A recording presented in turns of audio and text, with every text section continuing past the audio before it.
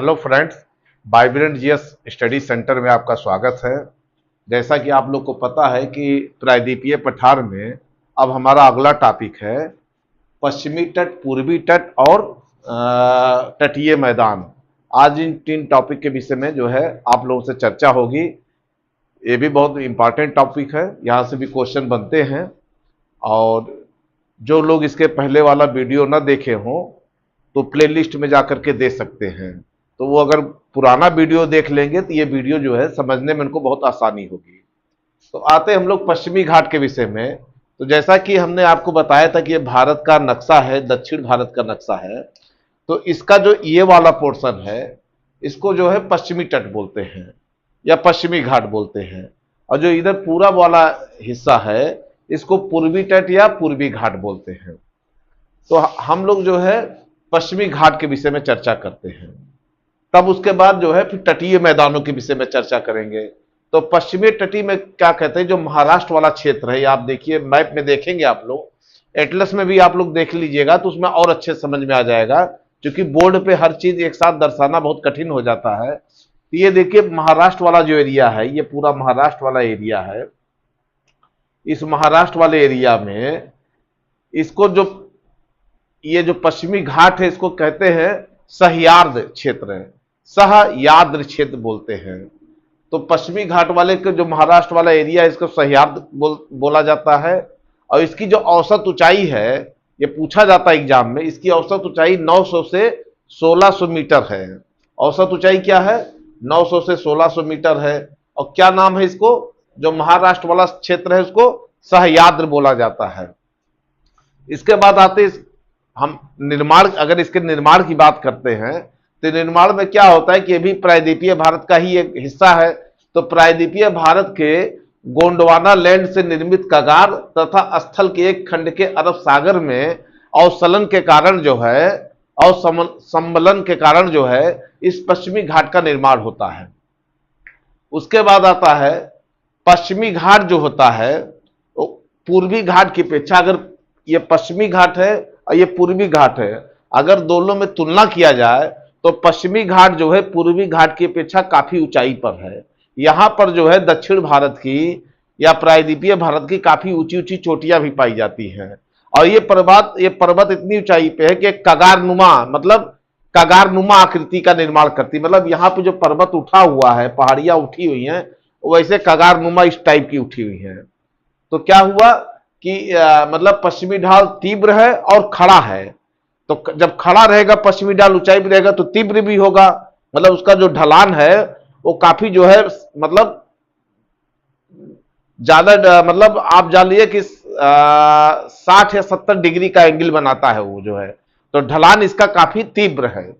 उसके बाद यहां से प्रमुख नदियां निकलती हैं, जैसे गोदावरी हो गई, कृष्णा हो गई, पश्चिमी ढाल मतलब पश्चिमी पहाड़ी से जो है, पश्चिमी घाट से गोदावरी हो गई, कृष्णा हो गई, भीमा नदी हो गई।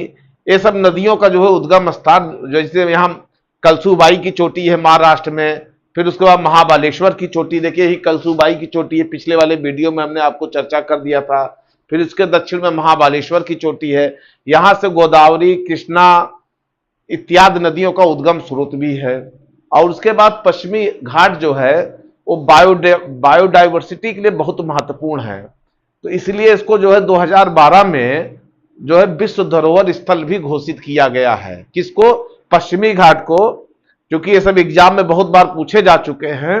तो पश्चिमी घाट को 2012 में विश्व धरोहर स्थल के रूप में भी इसको घोषित किया गया है, क्योंकि यहाँ पे सबसे ज्यादा जो है बायोडाइवर्सिटी देखा जाता है। केरल में, यहीं पे केरल है, केरल में एक स्थान है जिसको साइलेंट वैली के नाम से जाना जाता है, या उसको शांत घाटी के नाम से भी आप हिंदी में शांत घाटी भी कहा जाता है। वहां पर जो है बहुत ही प्रचुर मात्रा में जो है बायोडाइवर्सिटी देखने को मिलती है। उसके बाद क्या है, पश्चिमी घाट की जो पूरी लंबाई है उत्तर से दक्षिण तक, ये पूरा उत्तर से दक्षिण तक जो इसकी लंबाई है लगभग 1600 किलोमीटर है। देखिए 1600 किलोमीटर है, लगभग 1600 किलोमीटर जो है इसकी जो है लंबाई है। और यहां पर तीन महत्वपूर्ण जो है पर्वत श्रेणियां पाई जाती है पश्चिमी घाट में। एक तो देखिए नीलगिरी है, नीलगिरी पर्वतमाला। इसी नीलगिरी पे ही पिछले वीडियो मैंने बताया था डोडा बेटा चोटी है, नीलगिरी पर पहाड़ी पर ही। तो नीलगिरी की पहाड़ी पर डोडा बेटा की चोटी है, वो नीलगिरी की सबसे ऊंची चोटी है। फिर नीलगिरी के दक्षिण में जाएंगे तो अन्नामलाई की पहाड़ी है। अन्नामलाई की ही पहाड़ी पर अनाईमुडी की चोटी है, जो पूरे दक्षिण भारत की सबसे ऊंची चोटी है, जिसकी ऊंचाई 2695 मीटर है, उसकी ऊंचाई अनाईमुडी की। तो नीलगिरी के दक्षिण में अन्नामलाई की है पहाड़ी, और फिर इसके दक्षिण में देखिए कार्डमम की पहाड़ी है। ये कार्डमम की पहाड़ी है, और ये मतलब नीलगिरी अन्नामलाई के दक्षिण में है। ये जो पहाड़ियां मैंने लिखा है ये उत्तर से दक्षिण के क्रम में है, इसको आप लोग ध्यान से सुनिएगा। और जो कार्डमम की पहाड़ी है, यहां पर इलायची पर्याप्त मात्रा में पाया जाता है, इसलिए कार्डमम की पहाड़ी को इलायची के पहाड़ी के नाम से भी जाना जाता है। तो ये पश्चिमी घाट की जितनी भी महत्वपूर्ण बातें थी जो एग्जाम ओरिएंटेड, वो मैंने बता दिया। अब थोड़ा सा पूर्वी घाट के विषय में भी हम लोग चर्चा कर लेते हैं। अब हम लोग पूर्वी घाट के विषय में चर्चा करते हैं। तो पूर्वी घाट के विषय में चर्चा करने से पहले ये बता दिया जाए कि पूर्वी घाट कहां से कहां तक माना जाएगा। भारत के मैप में पूर्वी घाट का विस्तार कहां से कहां तक है, आइए इसकी चर्चा हम लोग करते हैं। तो पूर्वी घाट का जो विस्तार है, ओडिशा से लेके ये जो कन्याकुमारी तक का क्षेत्र है, ये पूर्वी घाट का विस्तार है। ओडिशा से लेके कन्याकुमारी तक के क्षेत्र को पूर्वी घाट कहा जाता है। और पूर्वी घाट की जो औसत ऊंचाई है, औसत ऊंचाई लगभग 1100 मीटर है। उसका कारण यह था कि अभी हमने आपको बताया इसके पहले पश्चिमी घाट में कि जो पश्चिमी घाट की औसत ऊंचाई है वो लगभग जो है 900 से 1600 मीटर तक है, लेकिन पूर्वी घाट की ऊंचाई औसत जो है 1100 मीटर है। इसका कारण यह है कि अगर दोनों की तुलना किया जाए तो पश्चिमी घाट काफी ऊंचा है, ये ज्यादा ऊंचा है, और यहाँ पे कगार ज्यादा आपको देखने मिलता है। ढाल काफी तीव्र दिखता है, और यहाँ पे ढाल उतना तीव्र नहीं दिखता है, और इसकी औसत ऊंचाई पश्चिमी घाट की अपेक्षा नीचे है। तो आपको जब हम शुरू में ही इसको ये चैप्टर प्रारंभ किए थे तभी आपको बता दिए थे कि पूर्वी घाट की अपेक्षा पश्चिमी घाट काफी ऊंचा है। दूसरा क्या है कि यहाँ पे भी ऊबड़ खाबड़ पर्वत पाए जाते हैं, कहीं कहीं चोटियां भी पाई जाती हैं, और यहाँ पर जो है लैगून झीलें भी देखने को मिलता है। लैगून झील क्या होता है, इससे ये जो समुद्र के किनारे का एरिया है, चाहे वो पश्चिमी घाट हो चाहे पूर्वी घाट हो, बीच बीच में बहुत जगह जो है प्राकृतिक रूप से जो है समुद्र का पानी थोड़ा सा अंदर आ जाता है, वो कटान टाइप का बना रहता है। जैसे समझने के लिए आप इस तरीके समझ सकते हैं, जैसे इस टाइप का ये है। तो ये क्या होता है, जो प्राकृतिक रूप से कटा होता है इसी को लैगून बोलते हैं, और यहां पे पानी भर जाता है तो इसी को लैगून झील बोला जाता है। ये जो है आपको मतलब पूर्वी घाट में भी देखने को मिलता है और पश्चिमी घाट में भी देखने को मिलता है। तो लैगून झीलें भी पाई जाती हैं। और उसके बाद यहां पर जो है पूर्वी घाट में कई पहाड़ियां पाई जाती हैं, जैसे जवादी की पहाड़ी हो गई, सेवराय की पहाड़ी हो गई। अब देखिए जवादी की पहाड़ी और सेवराय की पहाड़ी ये आपका तमिलनाडु वाले क्षेत्र में पाया जाता है। तो कुछ पहाड़ियां भी हैं जो पूर्वी घाट में पाई जाती, बहुत महत्वपूर्ण क्षेत्र है। जैसे हम इसको जो भी पहाड़ी बताएंगे आपको उत्तर से दक्षिण के क्रम में बताएंगे। जब उड़ीसा के आप दक्षिण में जाएंगे तो आपका क्या पड़ेगा, आंध्र प्रदेश पड़ेगा। फिर उसके दक्षिण में जाएंगे, मैप में देखेंगे तो तमिलनाडु का क्षेत्र पड़ता है पूर्वी घाट साइड में। तो सबसे पहले देखिए नल्ला मलाई की पहाड़ी क्षेत्र पड़ता है, पठारी क्षेत्र पड़ता है, जिसको पहाड़ी क्षेत्र कह सकते हैं। नल्ला मलाई हो गया। फिर उसके यहीं पे देखिए नल्ला मलाई यहीं पे है, ये देखिए नल्ला मलाई, ये नल्ला मलाई वाला क्षेत्र हो गया। फिर उसके क्षेत्र में देखिए ये पहाड़ी का रेंज है बेलीकोंडा का रेंज, बेलीकोंडा है। फिर उसके बाद देखिए इसी के बेलीकोंडा के ही समानांतर जो है यहां पालकोंडा भी है, लेकिन है तो इसके समानांतर, बेलीकोंडा के ही समानांतर दक्षिण में इस प्रकार से पालकोंडा की पहाड़ी की श्रृंखला भी गई है, लेकिन यह बेलीकोंडा के थोड़ा दक्षिण में पड़ जाता है। मतलब नल्ला मलाई के दक्षिण में बेलीकोंडा है, फिर उसके दक्षिण में पालकोंडा है। आप लोग इसको मैप में देखिएगा तो और अच्छी तरीके से समझ में आएगा। फिर उसके बाद नगारी की पहाड़ी आती है, नगारी की पहाड़ी इसके दक्षिण में यहीं पर नगारी की पहाड़ी है। तो ये जो नल्ला मलाई हो गया, बेलीकोंडा हो गया, पालकोंडा हो गया, नगारी की पहाड़ियां हो गई, ये सब आंध्र प्रदेश वाले क्षेत्र में पड़ता है।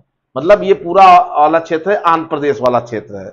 अब हम लोग तमिलनाडु वाले क्षेत्र में जाते हैं, तो तमिलनाडु वाले क्षेत्र में जवादी की पहाड़ी पड़ती है, अभी हमने चर्चा किया था, जवादी हो गई, सेवराय की पहाड़ी हो गई, पंचमलाई हो गई और सिरुमलाई हो गई। तो देखो देखिए ये तमिलनाडु वाला क्षेत्र हो गया, यहां जवादी हो गया, फिर उसके बाद जो है सेवराय हो गया, फिर उसके बाद पंचमलाई का क्षेत्र हो गया और उसके दक्षिण में जाएंगे सिरुमलाई। ये सब जो रेंज है, पहाड़ियां हैं, ये सब उत्तर से दक्षिण के क्रम में है। तो तमिलनाडु में कौन सा हो गया महत्वपूर्ण? जवादी हो गया, फिर उसके दक्षिण में जाएंगे सेवराय की पहाड़ी हो गई, फिर उसके दक्षिण में जाएंगे कौन सा पड़ता है? पंचमलाई हो गया, फिर उसके दक्षिण में जाएंगे सिरुमलाई हो गया। तो एग्जाम में बेटा इसे क्रम भी पूछा जाता है और यह भी पूछा जाता है कि ये पहाड़ियां किस राज्य में पाई जाती हैं। तो हमने पूर्वी घाट के विषय में चर्चा किया, फिर उसके बाद जो है आंध्र प्रदेश में कौन कौन सी पहाड़ियां पाई जाती हैं, फिर तमिलनाडु में कौन कौन सी पहाड़ियां पाई जाती हैं, फिर पूर्वी घाट का विस्तार कहां से कहां तक है, ओडिशा से कन्याकुमारी तक। तो पश्चिमी घाट और पूर्वी घाट के विषय में आपको एक मोटी मोटी जानकारी दे दी गई है। अब हम पश्चिमी तटीय मैदान और पूर्वी तटीय मैदान के विषय में चर्चा करेंगे। अब हम पश्चिमी तटीय मैदान की चर्चा करते हैं। अभी तक हमने आपको पश्चिमी घाट और पूर्वी घाट के विषय में बताया, अब पश्चिमी तटीय मैदान और पूर्वी तटीय मैदान के विषय में हम लोग चर्चा करते हैं। देखिए पश्चिमी तटीय मैदान क्या है। इसके पहले जब हम आपको ज्योग्राफी बता रहे थे तो ये बता रहे थे इधर पश्चिमी तट के तरफ जो है पहाड़ियों की श्रृंखला है, काफी ऊंचाई पर है। ये पहाड़ियों की जो श्रृंखला है, इस और ये समुद्र का किनारा है, ये हमारा क्या पड़ता है? अरब सागर है। तो ये सागर का तटीय इलाका हो गया, पहाड़ी का इलाका, इसके बीच का जो मैदान है, जो क्षेत्र है, वो ढालनुमा थोड़ा समतल है। इसी को क्या कहते हैं? पश्चिमी तटीय मैदान कहते हैं। इसी प्रकार से पूरब तटीय मैदान भी है, जो पहाड़ियों की श्रृंखला गई है और जो तटवर्ती इलाका, इनके बीच का जो गैप है, उसी को जो है ये पूर्वी तटीय मैदान और पश्चिम की तरफ जो है पश्चिम तटीय मैदान कहा जाता है। एकदम क्लियर है, इसमें कोई प्रॉब्लम नहीं है। अब हम आते हैं पश्चिमी तटीय मैदान में, गुजरात से लेकर के कन्याकुमारी तक चर्चा करते हैं और ये इस पे चर्चा होगी कि अलग अलग क्षेत्रों में इनको किन किन नामों से जाना जाता है। तो जब गुजरात, ये देखिए पूरा गुजरात का तट है, इधर कच्छ है, इधर काठियावाड़ का क्षेत्र है। तो गुजरात के पश्चिमी तटीय मैदान को कच्छ या काठियावाड़ का मैदान भी कहा जाता है, क्योंकि गुजरात के सहारे कच्छ या काठियावाड़ का या सौराष्ट्र का मैदान भी, या सौराष्ट्र का मैदान भी कह सकते हैं। दूसरा क्या है? कोंकण का तट।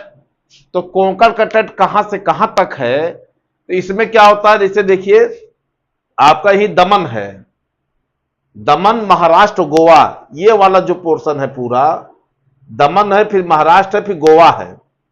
ये जो दमन, गोवा, महाराष्ट्र वाला जो क्षेत्र है, इसी को हम लोग क्या कहते हैं? कोंकण तट के नाम से जाते हैं।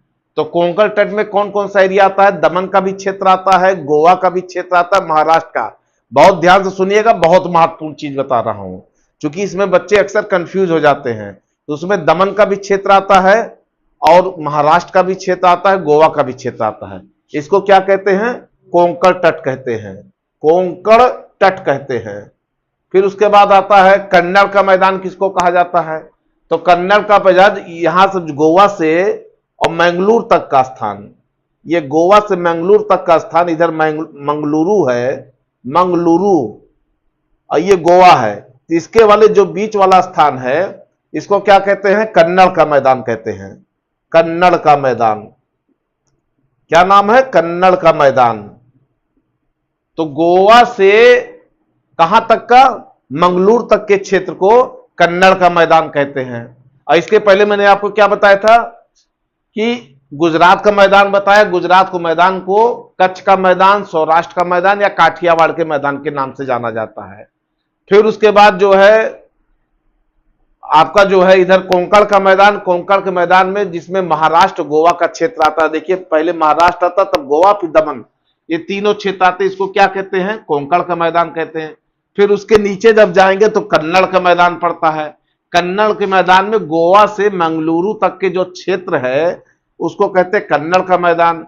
फिर उसके बाद आता जो इसके नीचे है ये मालाबार का मैदान आता है। अब मालाबार का मैदान जो है मंगलुरु से लेकर कन्याकुमारी तक का जो क्षेत्र है, मंगलुरु से लेकर के कन्याकुमारी तक का जो क्षेत्र है ये पूरा कौन सा आता है, मालाबार का मैदान है, जो केरल के सहारे है। मेरा यही देखिए केरल राज्य भी है। केरल का जो पश्चिमी तटीय इलाका है पूरा वो मालाबार मैदान के नाम से जाना जाता है। तो ये पश्चिमी तटीय मैदान की चर्चा हो गई। अब हम लोग पूर्वी तटीय मैदान की चर्चा करते हैं।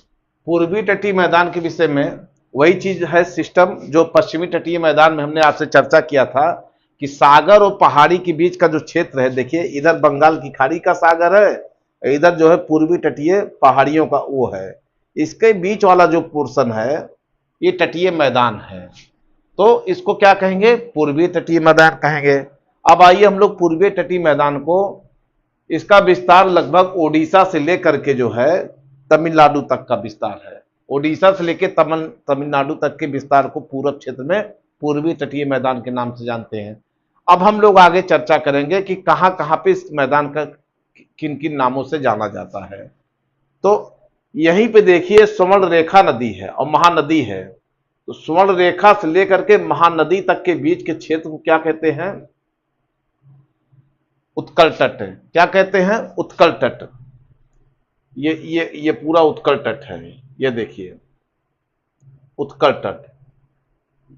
उत्कल तट कहां कहां तक के क्षेत्र को जानते हैं, स्वर्ण नदी, स्वर्ण रेखा नदी जो है और महानदी के बीच के क्षेत्र को उत्कल तट के नाम से जाना जाता है। और फिर उसके बाद जो है यहीं से महानदी से लेकर के और जब दक्षिण में जाएंगे तो क्या पड़ेगा, कृष्णा नदी। तो ये जो बीच वाला पोर्शन है महानदी से लेकर कृष्णा नदी का जो मुहाना है इसके बीच के क्षेत्र को क्या कहेंगे, उत्तरी सरकार तट कहते हैं। क्या कहते हैं, उत्तरी सरकार, उत्तरी सरकार तट कहा जाता है। और फिर उसके बाद कृष्णा नदी से लेकर के, ये कृष्णा नदी है और यहां से तमिलनाडु तक के क्षेत्र को या कन्याकुमारी तक के क्षेत्र को, कन्याकुमारी जो तमिलनाडु का सबसे दक्षिणतम पॉइंट है, वहां तक के क्षेत्र को क्या कहा जाता है, कोरोमंडल तट। क्या कहा जाता है, कोरोमंडल तट कहा जाता है। तो इस प्रकार से जो है पूर्वी घाट के सारे तटों के विषय में चर्चा कर दिया गया। अब सबसे बड़ी चीज है कि जो नदियां पश्चिम से पूरब की तरफ बहती हैं, जैसे गोदावरी नदी हो गई, कृष्णा नदी हो गई, कावेरी नदी हो गई, ये क्या करती है कि बंगाल की खाड़ी में जाके मिलती हैं, तो यहां पे डेल्टा का निर्माण करती हैं। तो जो डेल्टा का निर्माण करती है तो अलग अलग राज्यों में कौन सी नदी कहां कहां किन डेल्टाओं का निर्माण की है इसके विषय में चर्चा कर लेते हैं।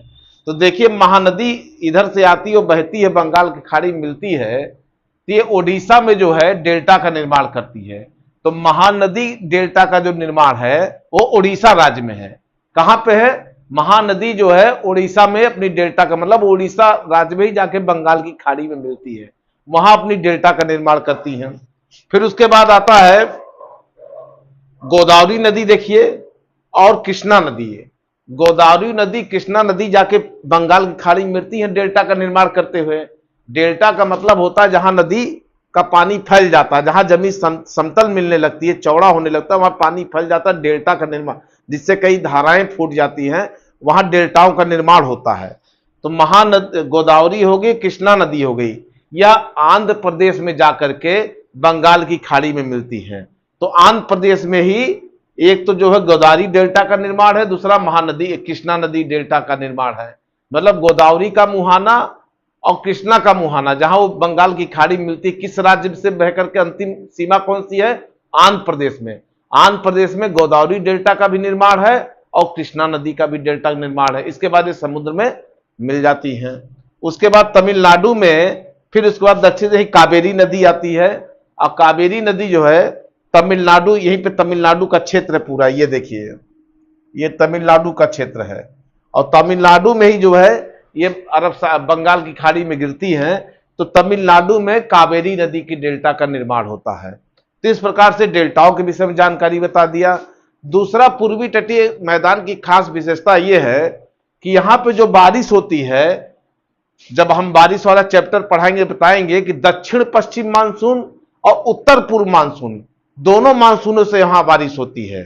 तो दक्षिण पश्चिम मानसून जैसे जून जुलाई अगस्त की जो बारिश होती है, यह दक्षिण पश्चिमी मानसून के कारण बारिश होती है। देखिए मानसून यहीं से इसे भारत में प्रवेश करता है, जो भारत का पश्चिमी तटीय इलाका है, दक्षिण पश्चिमी तटीय इलाका मतलब केरल का मालाबार वाला क्षेत्र, यहां से मानसून जाता है। इसके वजह से भी तमिलनाडु में वर्षा होती है। और जब मानसून लौटता है नवंबर दिसंबर में, तो उसके बाद जो है उत्तर पूर्वी मानसून कहलाता है, जो कि फिर बारिश यहां पे करता है।